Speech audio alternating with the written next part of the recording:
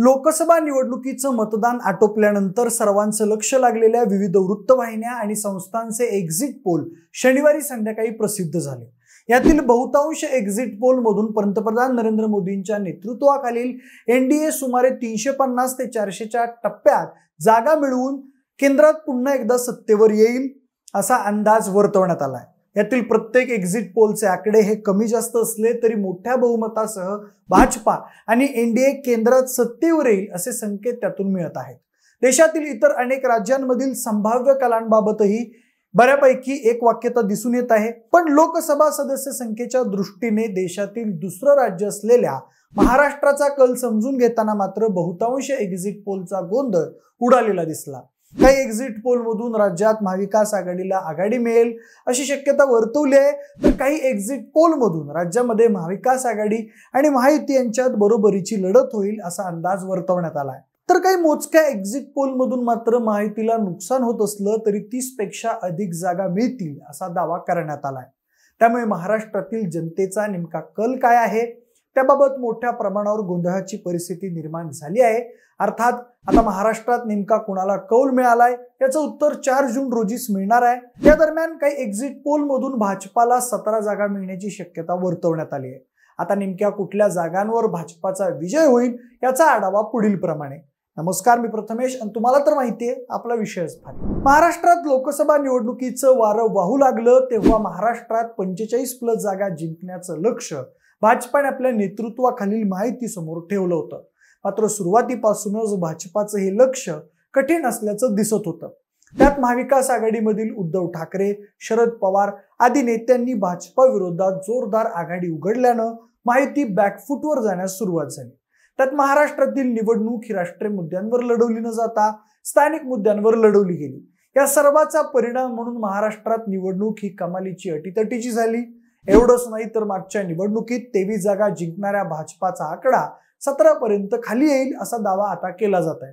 आता महाराष्ट्रात भाजपा जिंकण्याची शक्यता आहे अशा 17 जागांपैकी पहिली जागा आहे ती म्हणजे नागपूरची। आता नागपूरमध्ये भाजपाचे नितीन गडकरी हे सहजपणे विजय मिळवताना दिसत आहेत। नागपूरमध्ये काँग्रेसच्या विकास ठाकरे यांनी गडकरी यांच्या समोर आव्हान उभं केलं होतं, मात्र हे आव्हान परतवण्यात यश मिळवलं असल्याचं समजतंय। भाजपाच्या विजयाची शक्यता असलेला दुसरा मतदारसंघ तो म्हणजे वर्धा। वर्ध्यामध्ये भाजपाचे रामदास तडस आणि शरद पवार गटाचे अमर काळे यांच्यात लढत झाली।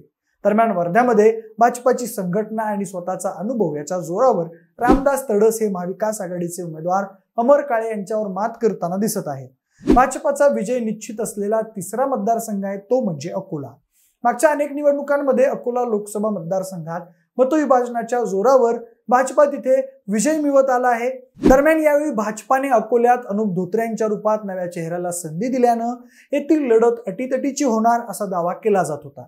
मात्र भाजपाचे अनुप धोत्रे, काँग्रेसचे अभय पाटील आणि वंचितचे प्रकाश आंबेडकर अशा तिरंगी लढतीत भाजपाने आपला जनाधार कायम राखला, तर दुसरीकडे काँग्रेस आणि वंचित मध्ये मतविभाजन झाल्यानं येथे भाजपाचा विजय निश्चित झालाय असं म्हणतात। भाजपा सहज विजय मिळवू शकतो असा चौथा मतदारसंघ आहे तो म्हणजे भंडारा गोंदिया। भंडाऱ्यामध्ये भाजपचे सुनील मेंढे विरुद्ध काँग्रेसचे प्रशांत पडोळे अशी लढत झाली होती। मतदानाचा झालेला कमी टक्का, काँग्रेसने दिलेला युवा उमेदवार, महायुतीची मतदारसंघातली ताकद, विकास कामं, मोदी गॅरंटी या सगळ्या गोष्टी यावेळी सुनील मेंढे यांच्या पथ्यावर पडतील असं बोललं जात आहे। शिवाय वंचितच्या उमेदवाराचं मतविभाजन देखील इथं महत्वाचं ठरणार आहे। एकूणच काय तर सुनील मेंढे यांचा इथून विजय होईल असंच बोललं जात आहे। मराठवाड्यात पक्षासमोर असलेलं कडवं आव्हान परतवून भाजपाच्या विजयाची माळ पडेल असा 5वा मतदारसंघ तो म्हणजे जालना। जालन्यामध्ये भाजपाचे ज्येष्ठ नेते रावसाहेब दानवे आणि काँग्रेसचे कल्याण काळे यांच्यामध्ये लढत झाली आहे। मराठा आरक्षणाचा प्रश्न धगधगत असल्यानं येथे दानवे यांना धक्का बसेल असं बोललं जात होतं। मात्र रावसाहेब दानवे यांनी हे सर्व आव्हान परतवून लावत विजयाच्या दिशेनं कूच केल्याचं दिसत आहे। मात्र मागच्या वेळी मिळालेल्या मताधिक्या एवढं मताधिक्य दानवे यांना यावेळी मिळणार नाही ही सुद्धा वस्तुस्थिती दिसते। भाजपाला आघाडी असलेला 6वा मतदारसंघ तो म्हणजे बीड। मराठा आरक्षणाचा मुद्दा पेटलेला असल्यानं येथे कमालीचं जातीपातीचं राजकारण झालं। बीडमध्ये भाजपाच्या पंकजा मुंडे विरुद्ध शरद पवार गटाचे बजरंग सोनावणे यांच्यामध्ये लढत झाली। ही लढत अत्यंत अटीतटीची होती, मात्र त्यामध्ये पंकजा मुंडे यांनी बाजी बांधण्यात यश मिळवलंय अशी चर्चा आहे। भाजपाचं पारडं जड असलेला 7वा मतदारसंघ तो म्हणजे सांगली।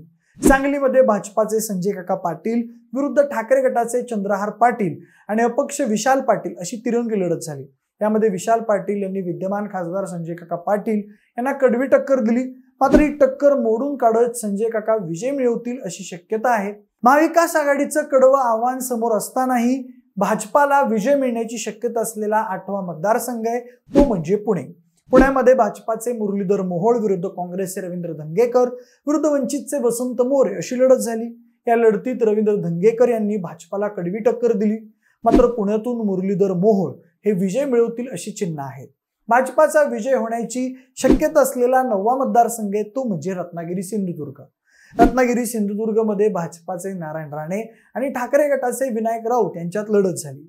या लढतीमध्ये नारायण राणे हे विनायक राऊत यांचं आव्हान मोडून काढत विजय होताना दिसत आहेत। भाजपाला विजय मिळवण्यासाठी सहज सोपा असलेला 10वा मतदारसंघ म्हणजे उत्तर मुंबई। उत्तर मुंबईमध्ये भाजपाचे पियुष गोयल आणि काँग्रेसचे भूषण पाटील यांच्यात लढत झाली, मात्र या मतदारसंघात भाजपाला महाविकास आघाडीकडून फारसं आव्हान मिळालं नाही, त्यामुळे इथून पियुष गोयल हे मोठ्या मताधिक्याने विजय होतील अशी चिन्ह आहेत। या लोकसभा निवडणुकीत भाजपाच्या झोळीत जाणारा 11वा मतदारसंघ आहे तो म्हणजे ईशान्य मुंबई। ईशान्य मुंबईमध्ये भाजपाचे उमेदवार मिहिर कोटेचा यांना ठाकरे गटाच्या संजय दिना पाटील यांच्याकडून कडवी टक्कर मिळाली, मात्र या मतदारसंघातील 3 विधानसभा क्षेत्रात असलेल्या भाजपाच्या ताकदीच्या जोरावर ठाकरे गटाचं आव्हान मोडून काढत मिहिर कोटेचा हे विजयी होतील अशी शक्यता आहे। भाजपाच्या अटीतटीच्या लढतीत विजय मिळू शकतो असा 12वा मतदारसंघ आहे तो म्हणजे पालघर। पालघरमध्ये भाजपाचे हेमंत सावरा, ठाकरे गटाच्या भारती कांबडी आणि बहुजन विकास आघाडीचे राजेश पाटील यांच्यात लढत झाली। येथे संपूर्ण लोकसभा मतदारसंघात एक पक्ष म्हणून भाजपाचा प्रभाव होता, तर उर्वरित दोन्ही उमेदवारांचा प्रभाव हा ठराविक भागांपुरताच मर्यादित होता। त्यामुळे पक्ष संघटनेच्या जोरावर येथे विजय मिळवण्यात भाजपाला यश मिळालं आहे। अटीतटीच्या लढतीमध्ये भाजपाने ऐनवेळी मुसंडी मारण्यात यश मिळवलेला 13वा मतदारसंघ आहे तो म्हणजे भिवंडी।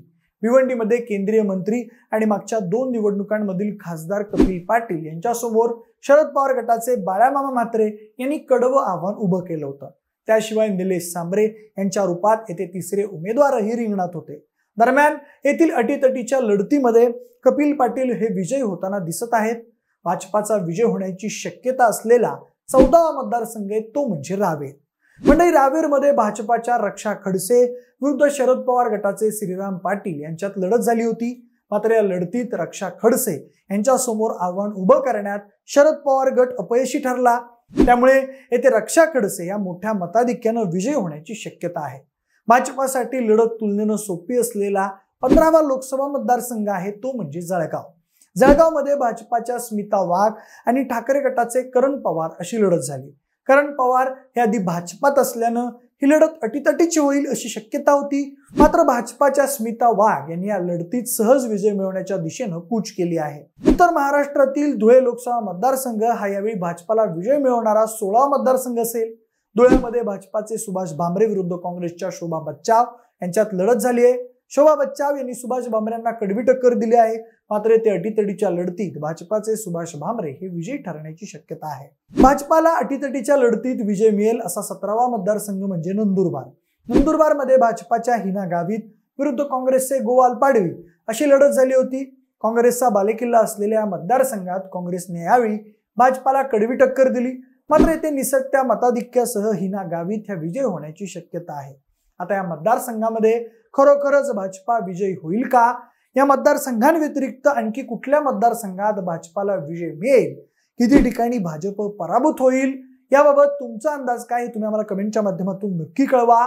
जर हा व्हिडिओ आवडला असेल तर लाईक आणि शेअर करा। सोबतच आपल्या विशेष बारी या YouTube चॅनलला देखील सबस्क्राईब करायला विसरू नका। धन्यवाद।